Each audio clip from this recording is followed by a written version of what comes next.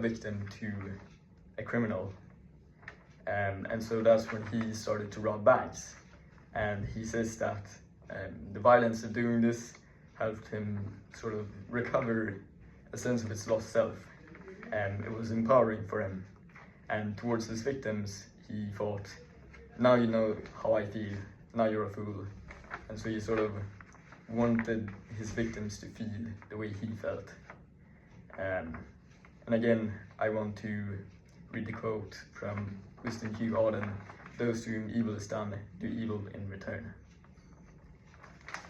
So that was the episode, and so we can move on to the discussion. And I wanted to ask, can you relate to Joe Loya in any way whatsoever? I guess when he was later, he was brought up as a Christian. Yep. Is that right? And that he had a strong belief in God. Yeah. And I feel like people who is strongly or empowered by God have some sort of all-knowing spirit, I guess. Yeah. So that they are in some way. He was like, after he murdered his father, he was telling him that this is because of your sins, as in he was quoting like the Bible. Yeah. So yeah, I felt that might have been the reality in many cases, because of Christians or religious people in general quite often relate to their religion in daily life. Yeah. Indeed. So what do you think about the fact that he believed in God, but he says that he didn't fear God because God was invisible, and so he believed that he would be punished in the next life, but he sort of did not think about this when committing these crimes. I think that's a very common I guess outlook on life that a lot of criminals have, especially in America, where they are very secular and Christian. I know from I'm very into mafia, the history of the mafia. Okay. So I've listened to a bunch of podcasts and interviews with old mafia members, and they said that when they were in that life, everyone was Christian, but they all just kind of, in the same way that Joe here did, they just like Word like a cape, didn't really like, yeah, I mean, engage. they say that they're Christian, but then they go out and shoot people and kill people. Yeah. And I guess that is because God is invisible, and that all-seeing eye, I guess they don't really think about that much, because it's not super concrete in this life. Yeah. And that they will take their punishment, I guess, when they die. Yeah, I guess. Yeah. I mean, to me, it speaks to the irrationality Yeah. of humans. I think all humans are irrational. I think that our conscience and our morality and our, I suppose, justifications for the things we do are just simply evolved to make us more survivable. Yeah, it's quite like you're dishonest to yourself, and you're kind of putting something. You're like moving away the fear or the consequences to Christianity or like religion. Yeah, exactly. But then again, within Christianity, you're forgiven for all your sins as long as you confess. And But he said that he just confessed only once. The last time he was. Yeah. Yeah, the first and only one. Well, I think he meant that in like. confess a crime. Yeah, To exactly. himself or to Like to other people. authorities, right. earthly authorities, Yeah, not okay. necessarily to God, but I'm not sure.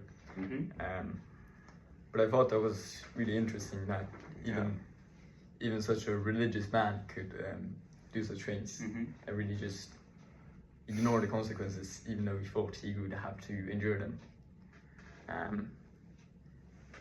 And so, how do you think that another person might tell this story differently?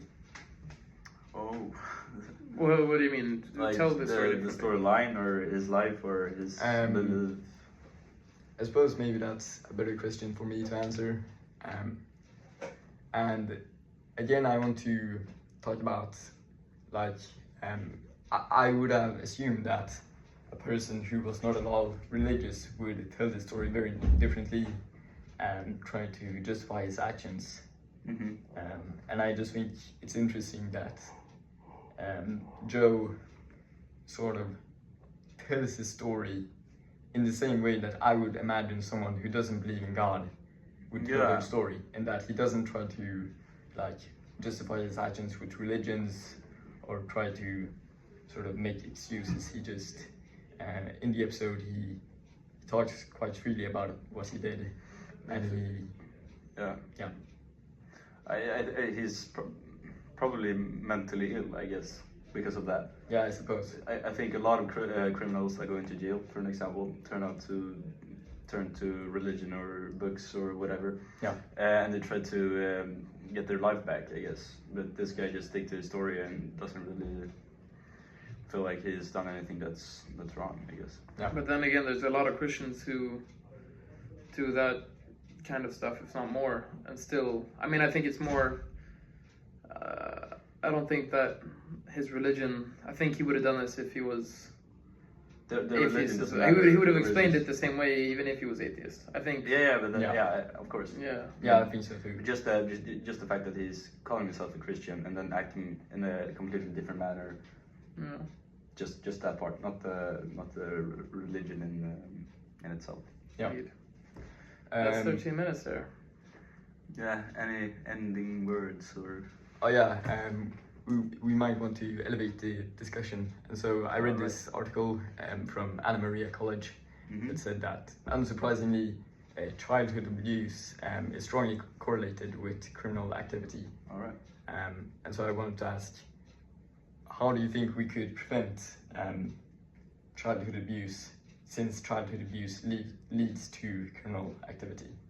Well, I guess as the society is involved with the children and children in school or in their homes, like in Sweden, here we have like the protection system. If you were to call anonymous number or such. Yeah, Bris. Yeah, exactly. Yeah. Well, I guess I think we're in Sweden doing a lot of this, taking precautions and trying to lead the kids on the right path. But in other countries, maybe try to adopt the same system or try to think the same, I guess. Yeah, I also think that such organizations as Breeze and BITS are very important. And I also think about in school, at least I have had several visits from like the police have come and spoken to the class about crimes and the consequences of crimes, and I think this is absolutely the right way to do things, so that from a young age we all learn the consequences of becoming a criminal. I also think that, just to end it here, that to end childhood abuse, I think you have to cut it off at the source, because I'd say that like 80% of childhood abuse cases comes from poor, low-income, bad neighborhoods where the father doesn't earn enough money, he's a drunk, he's sad with his life. It's not often that you hear about child abuse in I don't know, rich neighborhood. Yeah, exactly. I think it's often it's like a domino effect because of maybe this kid's father had experienced the same amount of abuse, or he had felt that he was neglected as a child or whatever. So it's a deep-rooted problem, I guess. Yeah. All right. Should we call it a wrap? Now we're 3 minutes over.